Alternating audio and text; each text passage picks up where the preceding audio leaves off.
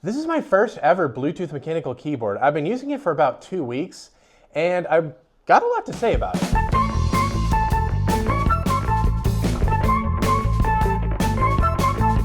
Yeah, this one in particular is the Aula F75Max. At least I think that's how you pronounce it. And a lot of people have been talking about these. I decided I wanted to get one. I wanted to get a new keyboard. Some of this kind of nice purplish white kind of a colorway. I gotta say, I really like how it looks. It does come in a lot of different color options if you want a different style. And it also is customizable. It actually comes with a keycap puller, which for the price, I was actually kind of surprised by. And yeah, this is the box it comes with. My box got a little bit beaten up. I've got to be honest, it's not the nicest box in the world. The cardboard feels like it's a little bit flimsy. It feels a little bit low quality. But aside from that, I mean, you're just gonna open it and then you're gonna throw it out. Like, I'm probably gonna throw this box away after this video anyway, so like, who cares? But anyway, inside the box, you get a couple manuals. You get a USB-A to USB-C charger, which you can use to put this in a wired mode or to actually charge the keyboard. You also get the aforementioned keycap puller, and you get 2 extra switches. On the top of it, it has USB-C port, which is used for the wired mode as well as for plugging it in to charge. It has a mode switch, and the receiver for the 2.4 gigahertz is stored next to the switch. You'll also see that we have a knob right there, which is used for controlling the volume. It also clicks. And you have a screen. Yeah, this keyboard has a screen, which is pretty unique, actually. I'm not gonna lie. I've never had a keyboard with a screen on it. Also on the right, you get a delete key, page up, page down, and end. Now in terms of the sound, this keyboard has what's considered a thock in the keyboard community, which basically means the sound you're getting is the sound of the keys bottoming out. And I have to say, it's a very pleasant experience. Yeah, that's really, really nice. This is my preferred sound out of all the keyboards I own. For instance, this is my Corsair K70. It sounds like this.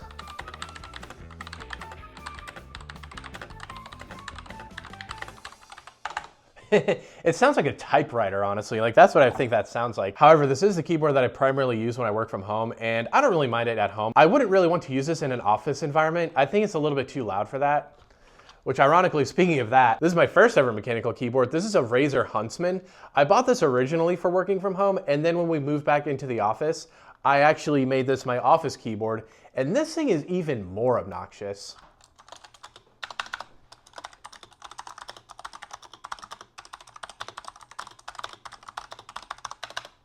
Yeah, as you can hear, this one has like a little bit of a spring kind of like, it's like a, I think it's a optical mechanical switch, I think is what it's called.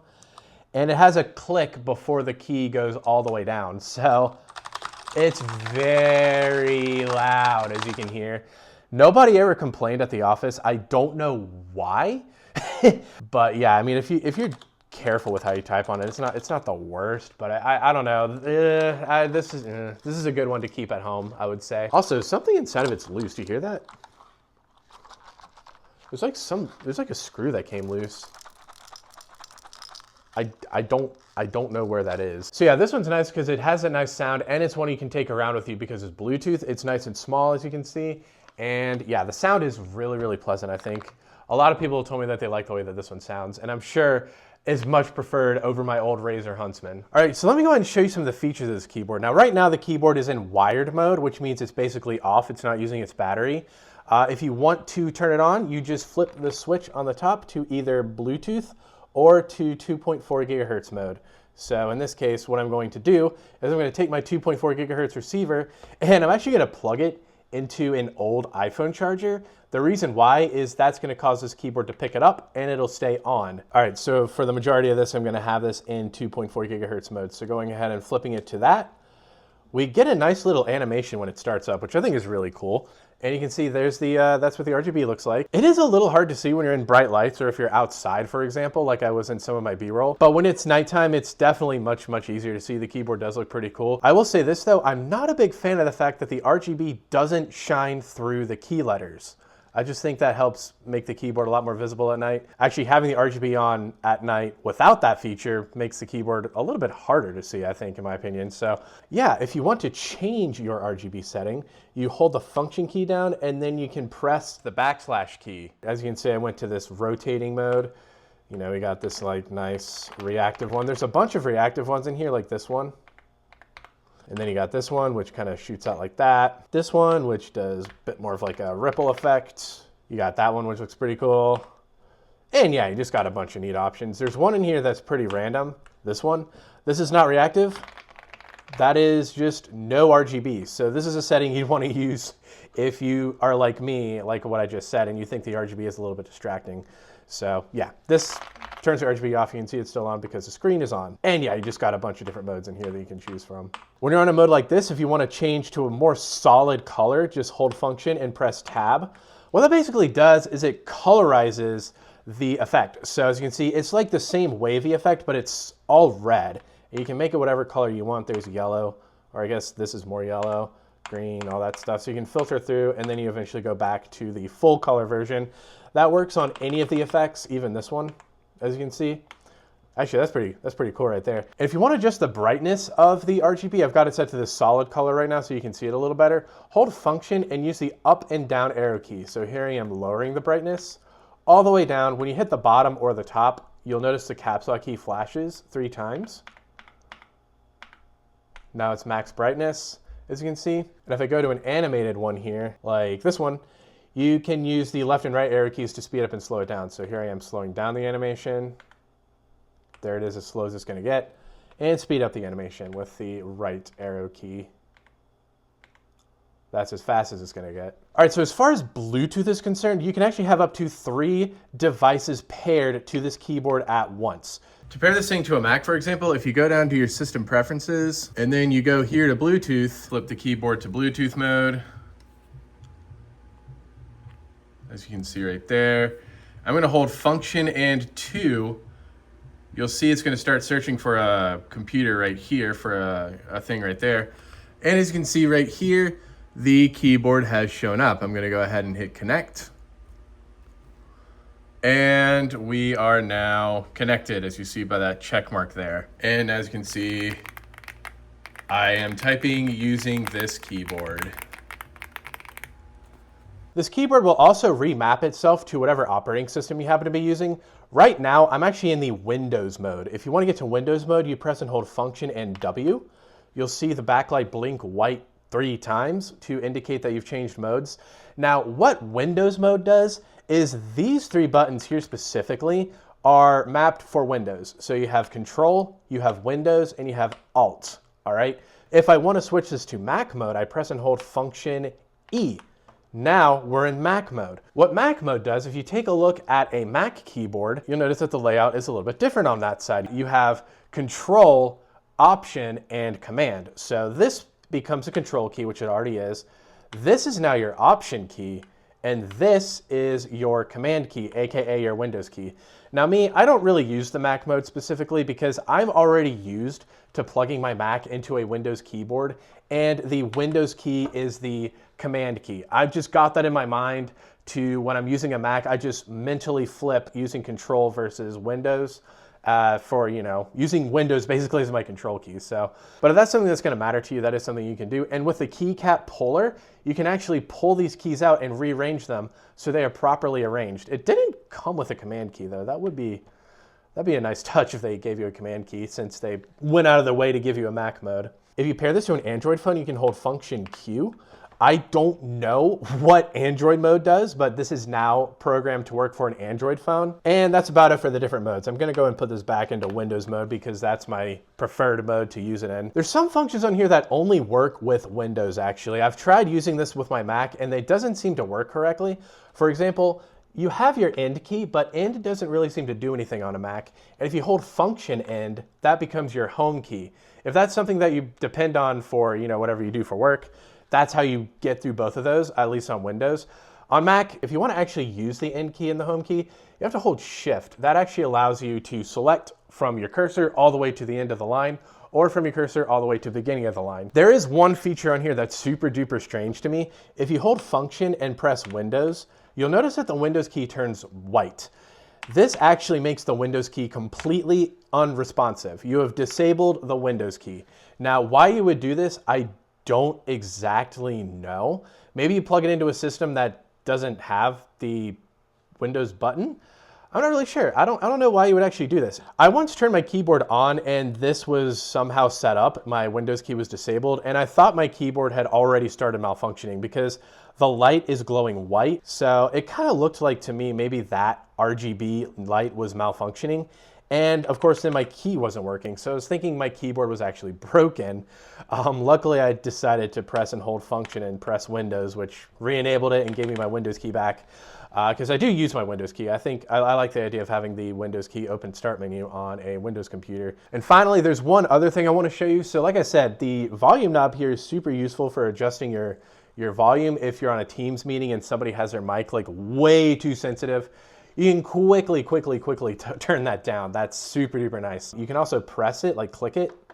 It has a really nice click to it, actually. It's really satisfying to quickly mute your speakers. So that's super nice. If you accidentally open your laptop and a video is playing or something, you can, you quickly cut the volume off. If you hold function and knob, what happens is you get this movie that plays on the screen.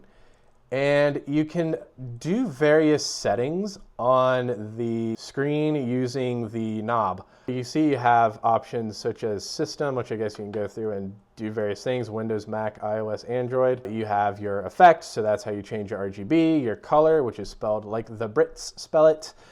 There's the brightness of the backlight and the speed of something.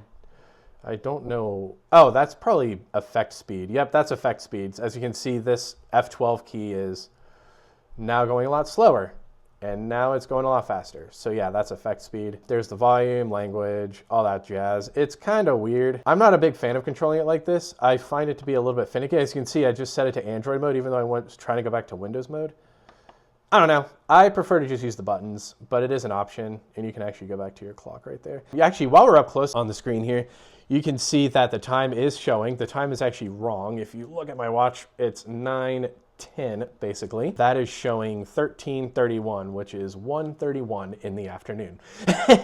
And it is not February 1st. Today is actually St. Patrick's Day. So happy St. Patrick's Day for those of you watching in 2027 or future St. Patrick's Days. You also have your battery up there in the upper right. And you've got various lock indicators, such as your caps lock, which isn't doing anything right now because I don't have it paired to a computer. It tells you like the mode you're in. As you can see, it's got a little USB thingy right there. I believe if I switch this to Bluetooth, that'll be a Bluetooth symbol. Yep, now it's a BT symbol. And this one shows you the system that you're using, such as Windows, Mac, iOS, or Android. And yeah, if you need a quick guide on how to like do all these functions, the instruction manual does have a very, very nice comprehensive like showcasing of everything you can do. There's actually a lot of features here on the left that are Windows specific. It's really, really crazy. I haven't tried any of them yet, but it looks like you can open the browser with like some of these functions and stuff. And this does have software. I don't have the software, primarily because the main computer I use it with is a corporate machine, and I don't want to install unlicensed software on it. But it probably allows you to set different macros and stuff if you want to use this keyboard, for example, for like gaming and whatnot. So that's just something to keep in mind of. One thing I will note about this thing's portability is it is pretty heavy. Like this is the heaviest keyboard that I own. This keyboard weighs a ton. It's all plastic too. Both of those keyboards I showed you over there, they're a little bit more expensive, but they're actually made of metal and they're still lighter than this one. I'm assuming it's because it has a big old battery on the inside, and it probably has like a metal plate in there just to kind of make it feel a little bit more premium. One small minor thing that I want to mention is it does have a pretty noticeable deck flex. Basically what that means, if I push in the middle of the keyboard, all of the keys around it kind of sag around it. So if I were you, if I were carrying this thing around, I would try to get something that's going to prevent it from having a lot of pressure put in one spot. And this has been my solution. I'll have this one linked in the description on Amazon. This is a really, really nice bag. It was only $20. It's hard, a hard case. And yeah, you open it up, it's got a place for you to strap your keyboard in.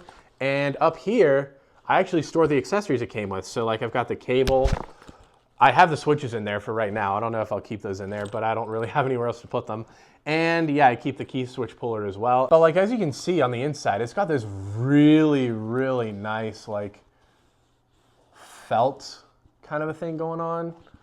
Like you see that, like this is super soft, super supple. If you have a nice keyboard, this is not gonna scratch it. So yeah, I mean, that that's just like super duper nice for the cost. Keyboard, it just fits right inside like this.